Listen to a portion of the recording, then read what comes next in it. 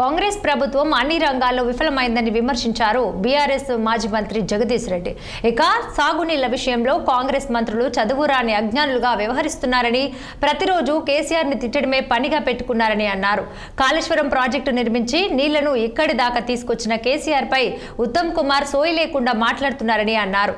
సూర్యాపేట జిల్లాలో కరువు పరిస్థితులు కనిపిస్తున్నాయని, వేసిన విత్తనాలు ఎండిపోయి రైతులు ఇబ్బందులు పడుతున్నారని తెలిపారు. ఉత్తమ్ కుమార్ మాటలు చూస్తే సూర్యాపేటకు నీళ్లు తెచ్చే పరిస్థితి కనిపించడం లేదని వ్యాఖ్యానించారు. రాజకీయ డ్రామాలు ఆపి వెంటనే కన్నెపల్లి పంపులు ఆన్ చేసి రైతులకు నీళ్లు అందించాలని అన్నారు.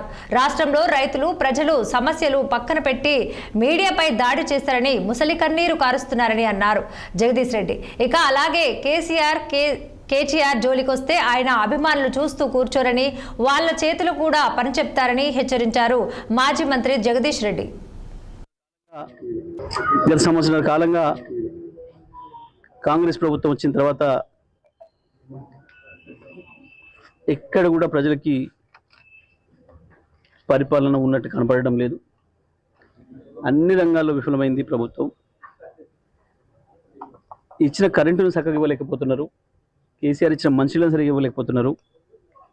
సాగునీళ్ళ సంగతి సరే, ఇద్దరు అజ్ఞానులే ఉన్నారు సాగునీళ్ళ విషయంలో. ముఖ్యమంత్రి, నీళ్ళ మంత్రి పాపం తనకి ఏం సబ్జెక్ట్ రాక, చదువు రాక ప్రతిరోజు కేసీఆర్ని తిట్టడం మాత్రమే పనిగా పెట్టుకున్నాడు. కాళేశ్వరం కట్టి నీళ్ళు ఇక్కడి దాకా తీసుకొచ్చి నీ నియోజకవర్గాన్ని కూడా ఇచ్చినాం ఉత్తమ్ కుమార్ రెడ్డి.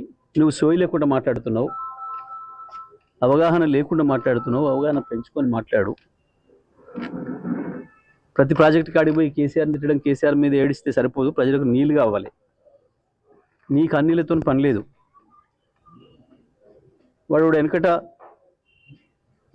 బాగా చదువుకుంటూ, నా కొడుకు బాగా చదువుకుంటూ బడికి పంపిస్తే అని చెప్పి పక్కింటి వాడు ఉత్తరం వస్తే చదవమంటే ఉత్తరం పట్టుకొని ఏడ్చిండట వాడు.